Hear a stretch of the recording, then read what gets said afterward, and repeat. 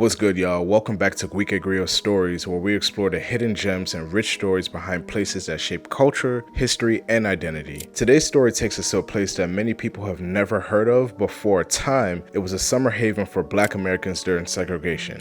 We're talking about Idlewild, Michigan, once known as the Black Eden. Let's get into it. Idlewild is a small town tucked away in the woods of northern Michigan. Today it looks like any quiet rural spot. You'd probably pass right through it without even realizing what it used to be. But in the early 1900s through the 1960s, this place was booming. For Black Americans who weren't allowed to vacation freely because of segregation, Idlewild was freedom. It was community. It was a slice of luxury in a country that didn't offer us that option. It all started back in 1912 when a group of white investors marketed Idlewild as a resort area for Black families. It was one of the few places in the country where Black folks could own property, go on vacation, and actually feel safe doing it. That word spread fast, especially through cities like Chicago, Detroit, and Cleveland, places with growing Black middle and upper classes who were looking for somewhere to escape Jim Crow and just exist. And not just exist, thrive.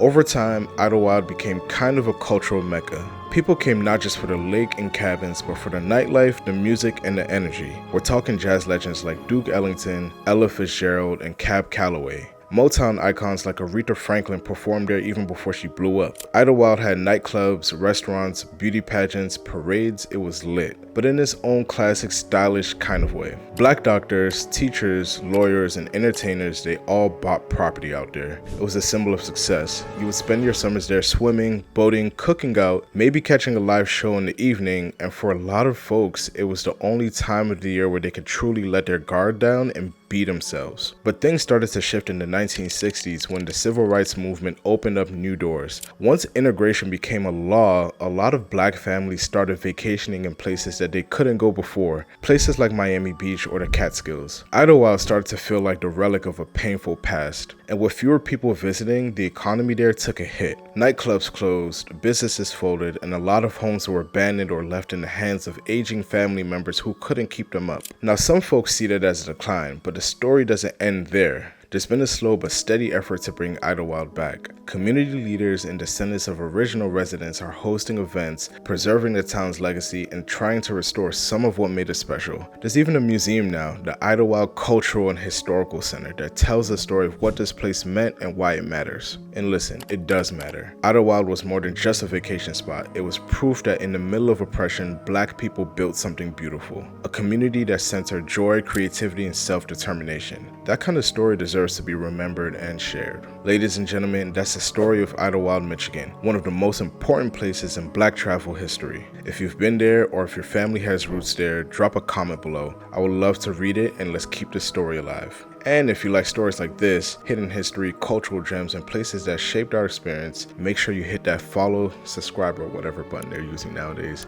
I've got more stories on the way, and you definitely don't want to miss what's coming next. Until then, I'm Mo Guike, and I'll catch you guys in the next story.